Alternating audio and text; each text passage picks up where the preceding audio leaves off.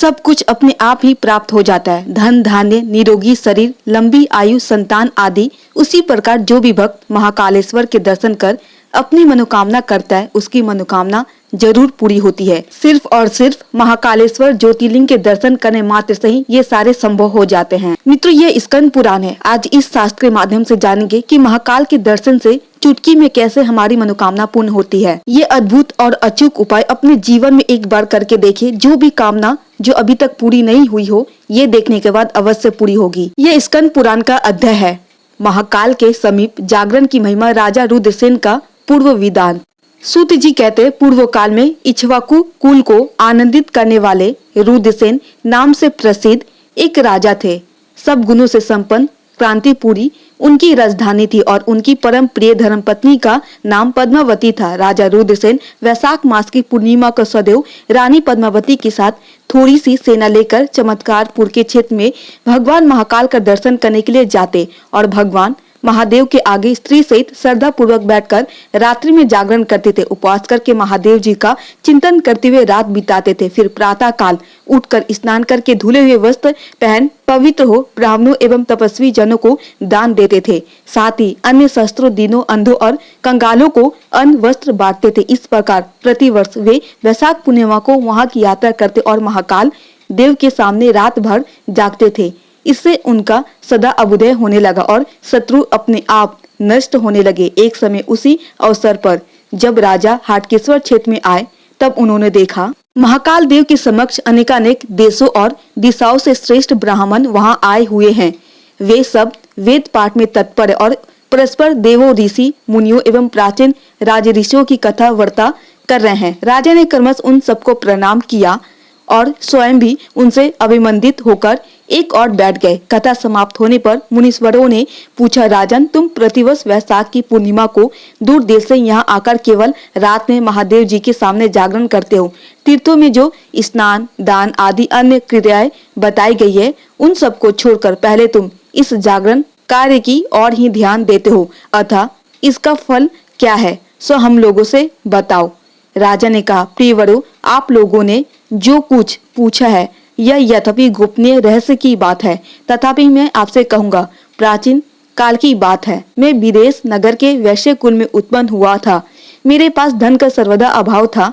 मेरे भाई बंधु पग पग पर मेरा निरादर करते थे और अंत में उन्होंने मुझे त्याग दिया। तब मैं अपनी पत्नी को साथ लेकर परदेश को चल दिया। स्वराष्ट्र देश को धन धान्य से संपन्न सुनकर मन में उसी का चिंतन करते हुए चला और मार्ग में भिक्षा का अन्न भोजन करते हुए मैं क्रमश आगे बढ़ते बढ़ते अनार देश में चमत्कारपुर के समीप आ पहुंचा। वहां मैंने स्वच्छ जल से भरा हुआ एक सरोवर देखा जो कमल वन से सुशोभित था। भूख, प्यास और थकावट से बहुत कष्ट तो पा ही रहा था।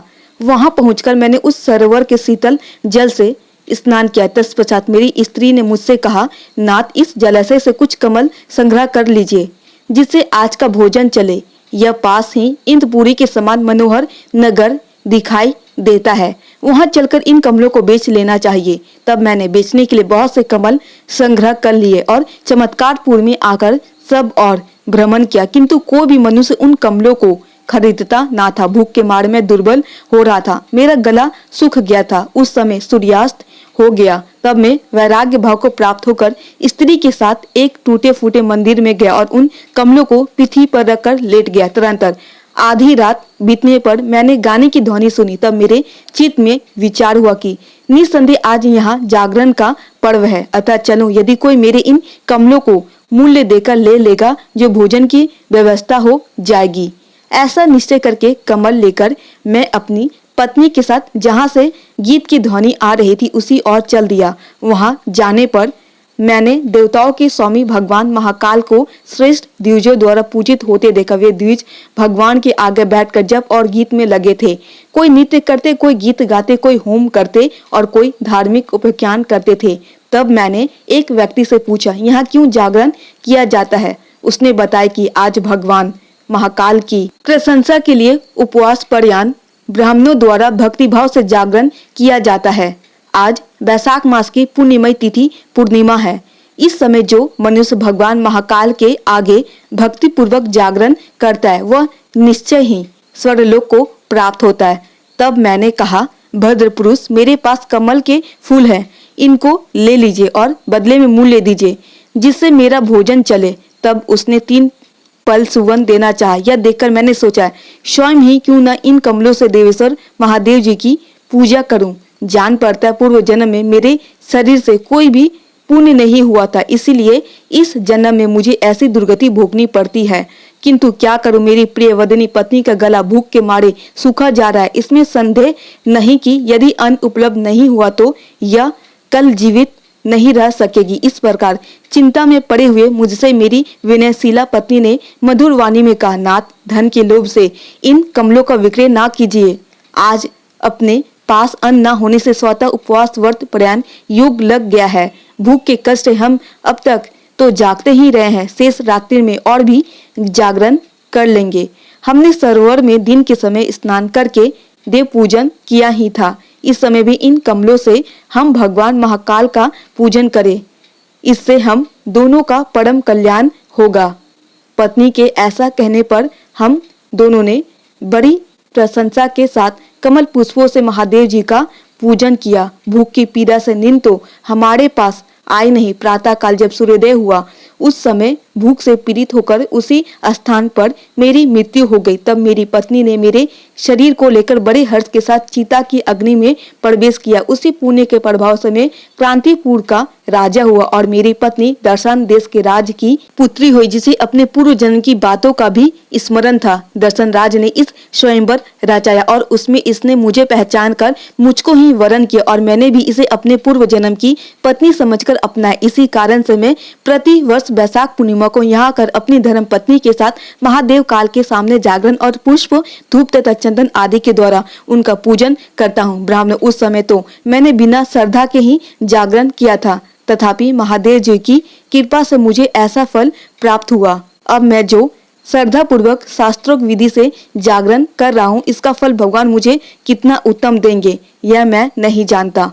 यह सुनकर वहां आए हुए श्रेष्ठ ब्राह्मणों ने राजा को अनेक बार साधुवाद दिया और इस प्रकार का, भूपाल, आपने ठीक कहा है। भगवान महाकाल के प्रसाद से इस भूतल पर कोई भी वस्तु दुर्लभ नहीं है, इसलिए हम लोग भी प्रतिवर्ष श्रद्धा से यहाँ रात्रि जागरण करेंगे। तदनंतर राजा और उन ब्राह्मणों ने बड़े हर्ष के साथ गीत, वार, नृत्य, धर्म कथा आदि कार्य को करते हुए महाकाल जी के समीप रात भर जागरण किया। प्रातः काल उठकर राजा ने महाकाल का पूजन किया और उन सब ब्राह्मणों से आज्ञा लेकर सेना सहित अपनी पुरी को प्रस्थान किया। तत्पश्चात समय अनुसार शरीर का अंत होने पर उन्होंने जरा और मृत्यु से रहित परम पद को प्राप्त कर लिया।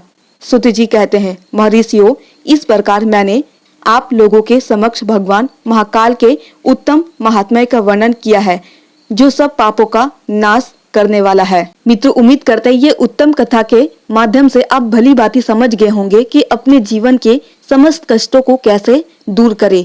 मित्रों, यदि आपके घर के समीप भी कोई भी ऐसी मंदिर हो, वहाँ पे भी आप जागरण कर सकते हैं और दर्शन भी करके अपनी मनोकामनाओं को पूर्ण कर सकते हैं। वीडियो थोड़ी भी पसंद आई हो तो प्लीज चैनल को सब्सक्राइब कर दे और वीडियो को एक लाइक करके कमेंट में हर हर महादेव अवश्य लिखे।